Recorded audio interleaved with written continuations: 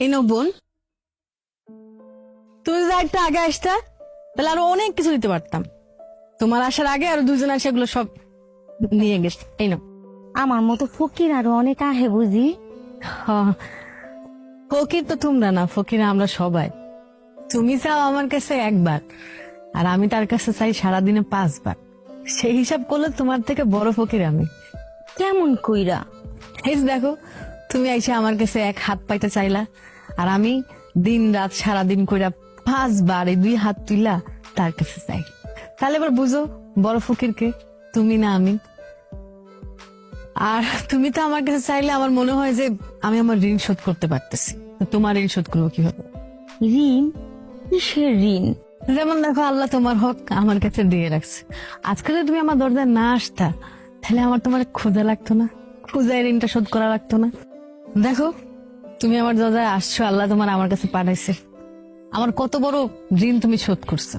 আমার তোমার খুইজা বাইর করে এই জিনিসগুলা দেওয়া লাগলো না।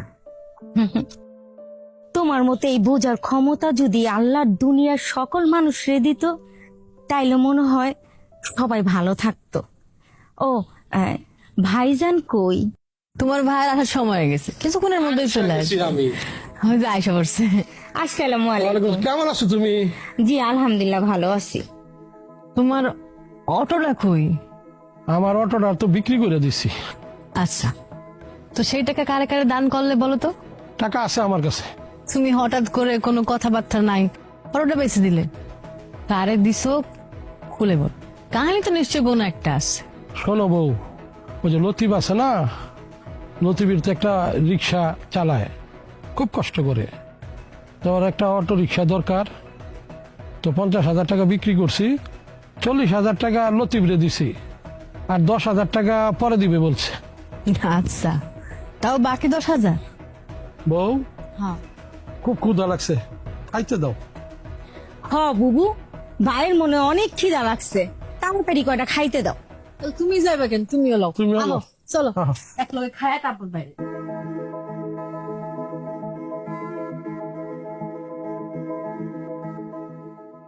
চেয়ারম্যান সাহেব, আসসালামু আলাইকুম। ওয়ালাইকুম আসসালাম। কেমন আছো? কেমন আছেন আপনি? আলহামদুলিল্লাহ। তো তুমি এইভাবে কেন? তোমার বটবটি কই? ভটভটিটা তো বিক্রি করে দিছি। বিক্রি করে দিছো মানে বুঝলাম না। হ্যাঁ, ওই যে আমাদের রায়হান আছে না, রায়হানের মা তো অসুস্থ, তো টাকার প্রয়োজন, তো বললো তো ভটভটিটা বিক্রি করে পুরা টাকাটাই আমি রায়হানকে দিয়ে দিছি আর মা ট্রিটমেন্টের জন্য। বলো কি? তাইলে তো তোমার খুব করুণ অবস্থা দেখা যাচ্ছে। একটা কাজ করো, যেহেতু তোমার অবস্থা এখন খারাপ, তুমি আমার সাথে থাকো। তুমি আমার এই কাজ টাজ কিছু করলা, পান বিড়ি সিগারেট নিয়ে আসলা, এতে আমি তোমার যেটা দেবো তোমার খুব ভালোভাবে চলে যাবে। চেয়ারম্যান সাহেব, আপনি আমার মুরব্বী, আপনি বলেছেন, এতে আমি ধন্য।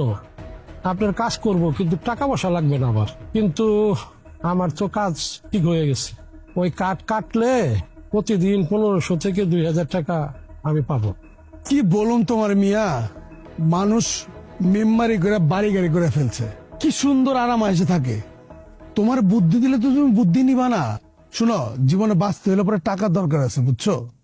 তুমি থাকো আমার সাথে, আমি যেভাবে বলুম ওইভাবে কাজ কাম করো, দেখবে যে পয়সা কোনো বিষয় না। চেয়ারম্যান সাহেব, এতদিন এই বুদ্ধিটা দিলেন না কেন? আমি দিন আনি দিন খাই, ঠিক মতো সংসারও চালাইতে পারি না। আচ্ছা বলবেন বুদ্ধিটা কি চেয়ারম্যান সাহেব? শুনো, তুমি তো আমার কাছে আসো না, বসো না, আমার কথা ঠিক মতো শুনো না। অনেক বুদ্ধি আছে টাকা কামানোর। টাকার জন্য কি তোমার দৌড়ে দিবে বাইরে? আমার যে ড্রেজারটা আছে, ওই ড্রেজারটা নিয়ে তুমি নদীর থেকে মাটি উঠাও না, মাটি তুমি সমানে বিক্রি করো, টাকাই টাকা। তারপর টিসিবির যে কাজগুলো আসে, এই টিসিবির কাজগুলো মনে করো যে চাল দেওয়া, গম দেওয়া, এইগুলো মনে করো যে জায়গায় 10 কেজি করে দিবা, ওই জায়গার মধ্যে 5 কেজি দাও। 15 কেজি চাইলে জায়গায় 10 কেজি দাও, 5 কেজি করে তো থাকে। এই টাকাগুলো তুমি যদি জমাও, কম টাকা, তাছাড়া হাট বাট গাজার যা কিছু আছে, এগুলো থেকেও তোমার মেম্বারের পাওয়ার খাটা ওই জায়গা থেকে পয়সা নিতে হবে। বুঝো না কেন? এইভাবে তো পয়সা করতে হইব, টাকা তো এইভাবে কামায় মানুষ।